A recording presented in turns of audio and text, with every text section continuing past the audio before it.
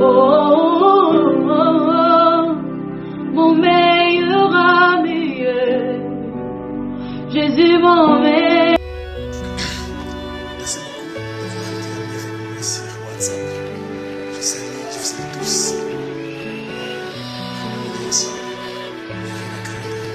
Je suis content d'être votre ami. Nous allons vivre des choses ensemble. Et ça va aller. Merci. On a de bonnes choses.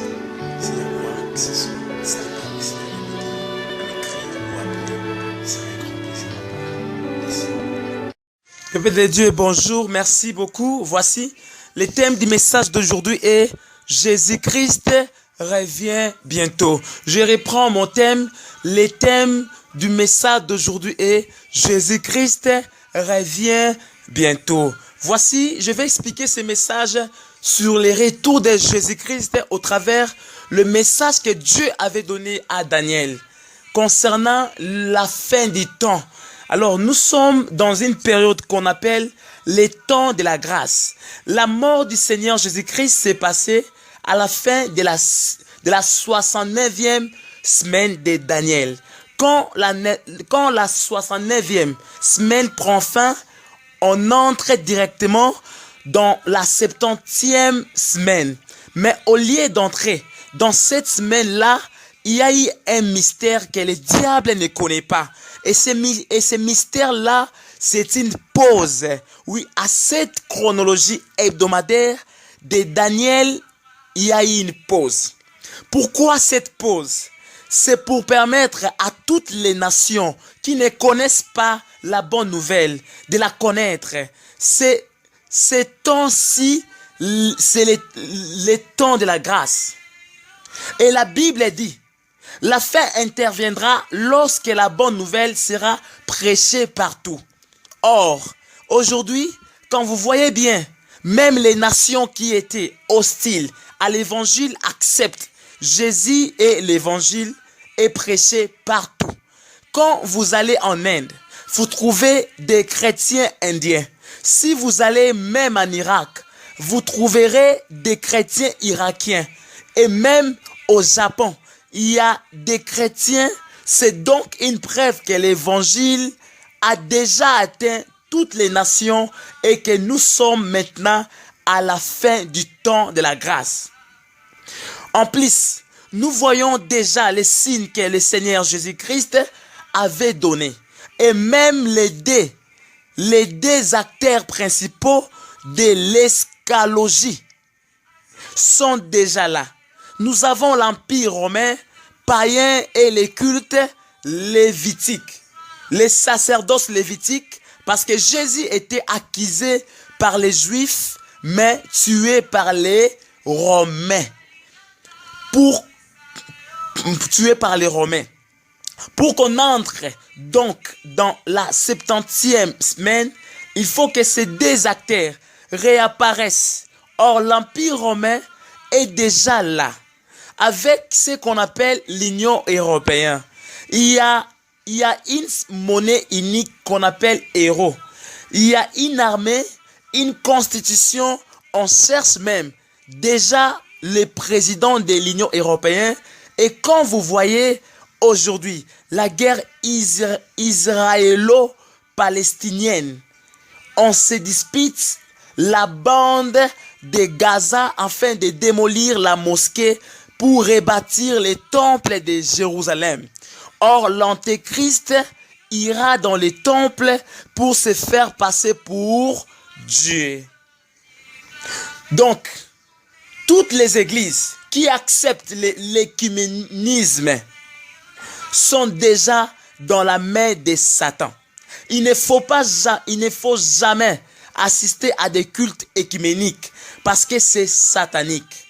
Vous comprenez? Le culte écuménique n'est pas biblique, mais c'est satanique. Donc vous comprenez que tous les signes que Jésus avait donnés pour la fin du temps ont été accomplis. Donc Jésus-Christ revient bientôt. Je dirais même pas bientôt, mais déjà l'heure de la venue de Christ est à la porte.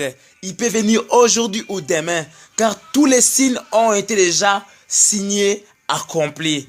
Voici la question que Christ, avant son départ, avant de partir, de rentrer dans les domaines célestes, il a posé la question aux apôtres en disant, lorsque je reviendrai, trouverai-je encore de la foi dans les cœurs du peuple? Vous voyez, Jésus revient bientôt. Oui, il revient. Mais le problème n'est pas de son retour. Mais le problème est du côté du peuple de Dieu. Le problème est du côté des chrétiens. Le problème est du côté des humains. Est-ce que lorsque Jésus reviendra, trouvera-t-il encore de la foi dans les cœurs des enfants de Dieu? Qui dit la foi? Abraham a dit ceci. Montre-moi ta foi et moi je te montrerai les œuvres de la foi. On ne sait pas parler de la foi sans les œuvres. Et les œuvres de la foi n'est que la crainte de Dieu. Les œuvres de la foi n'est que la sanctification. Les œuvres de la foi n'est que l'abandon du péché. Le fait de mener une vie de sanctification. Le fait de mener une vie loin du péché. Le fait de mener une vie loin du mal. C'est ça les œuvres de la foi. Que Dieu attend de vous. Christ a dit, lorsque je reviendrai, trouverai-je encore de la foi? Trouverai-je encore des chrétiens qui demeurent toujours dans la sainteté? Trouverai-je encore des chrétiens qui maintiennent toujours la parole de Dieu en œuvre? Trouverai-je encore des chrétiens qui continuent à prier, à aller à l'église, à lire la Bible, à chercher Dieu dans la profondeur et dans la soif? C'était donc ça la question de Jésus. Êtes-vous prêt pour être enlevé?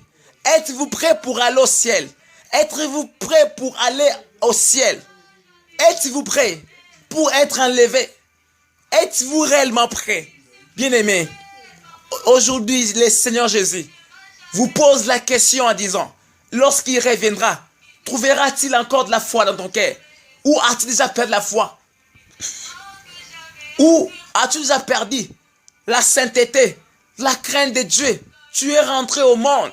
Tu vis comme tout le monde. Tu fais des choses comme tout le monde. Mais sache-le bien, que ce n'est pas tout le monde pour vivre comme tout le monde. Tu es un enfant de Dieu. Tu es un choisi de Dieu. Tu es un appelé. Tu dois vivre selon la parole de Dieu. Car Christ nous a réservé la vie éternelle qui sera donnée à ceux qui vont persévérer. C'est pourquoi il a dit dans le livre d'Apocalypse que ceux qui persévéreront auront de la couronne de la vie. Et je leur donnerai l'étoile blanche du matin. C'est le cadeau que Christ donnera à ceux qui persévéreront de la prière, à ceux qui persévéreront de la sainteté, à ceux qui persévéreront de la crainte de Dieu. En ayant en eux, oui, l'espérance d'aller au ciel, rêver du jour au lendemain, le retour de Jésus-Christ, parce que Jésus revient bientôt. Soyez prêts, frères et sœurs, dans la sainteté, dans la repentance, dans la crainte de Dieu, dans l'abandon du péché. Bon, ainsi, dans le livre de Ésaïe, chapitre 55, versets 6 à 7, il est écrit, « Cherchez l'Éternel pendant qu'il se trouve. Invoquez-le tandis qu'il est prêt. Que les méchants abandonnent sa voie et l'homme d'iniquité ses pensées. Qu'il retourne à l'Éternel qui aura pitié de lui. À notre Dieu qui ne se lasse pas de pardonner. » Le Seigneur Jésus-Christ vous aime beaucoup. Il a souffert à la croix à cause de l'homme. Recherchez la sanctification. Le salaire du péché, c'est la mort. Repentez-vous, sanctifiez-vous et préparez-vous pour le retour du Seigneur Jésus-Christ. Car Jésus-Christ revient bientôt. Ne suivez pas les gens, suivez la parole de Dieu, la Bible. N'oubliez pas aussi la restitution, la confession, que la grâce de Dieu soit avec votre âme pour le salut éternel. Ainsi, il y a des choses que Dieu a mis en exergue pour finir l'orgueil de l'homme. Et la première chose est l'enlèvement. Ainsi, la deuxième chose est la mort. Voici, bien-aimés, ces deux événements particuliers l'enlèvement qui sera l'élément déclencheur de la fin du monde et du jugement de Dieu. Et le deuxième événement est la mort qui est suivi d'un jugement aux conséquences éternelles. Hébreux chapitre 9, verset 27. L'enlèvement sera subi et inattendu. Ne vivez pas pour vous-même. Vivez pour le Seigneur afin de ne pas regretter pendant toute l'éternité dans les faits de la Guéhenne. Cherchez l'Éternel pendant qu'il se trouve. Repentez-vous car le royaume des cieux est encore proche. Bientôt, il va s'éloigner. Ne recevez pas la grâce de Dieu en vain. Ne courez pas en vain.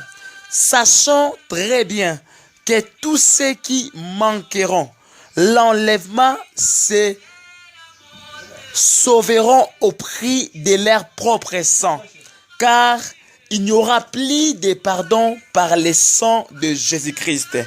Ça ne sera pas facile. Ne comptez pas sur ça. Oui, ce que nous appelons le deuxième enlèvement. Dans le premier enlèvement, ça sera au travers la trompette qui sonnera, où tous ceux qui auront amené le Saint-Esprit de Dieu seront enlevés dans les airs pour rejoindre Jésus dans les lieux célestes. Et après le premier enlèvement, nous allons maintenant passer au deuxième enlèvement qui sera fait après le millénium, après que ceux qui ont été enlevés dans le premier enlèvement iront passer du temps, iront vivre avec Jésus pendant 1000 ans, 1000 ans de festin de l'agneau.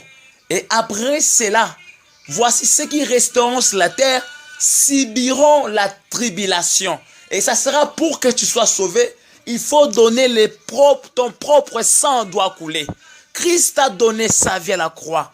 Il a accepté les fouets. Il a accepté le mépris. Il a accepté les injures. Christ a souffert pour nous à la croix, pour nos péchés. C'est pourquoi il a dit, quiconque croit en lui, Jésus, ne meurt plus dans ses péchés, mais qu'il ait la vie éternelle. Pour ceux qui refuseront d'accepter Jésus comme Seigneur et Sauveur, pour être sauvés par lui lors de l'enlèvement du premier enlèvement, ceux-là resteront pour le deuxième enlèvement et subiront les conséquences, c'est-à-dire de leur péché, c'est-à-dire eux-mêmes, ils vont faire couler leur propre sang pour être sauvés. Et là, ça ne sera pas vraiment facile. Voici, il n'y a plus de temps à perdre. Fuyez les péchés, tel que dit dans le livre d'Apocalypse 21, 8. Repentez-vous. Luc chapitre 13, verset 5. Faites la restitution sur tous les points. Jacques chapitre 5, verset 16.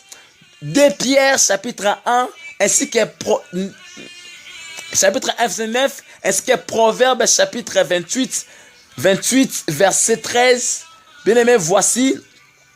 Recherchez la sanctification totale, la sanctification de l'âme, de l'esprit et du corps.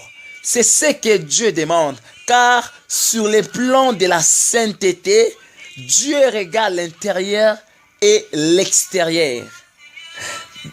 Tite chapitre 2, verset 3, Marc chapitre 7, verset 20 à 23.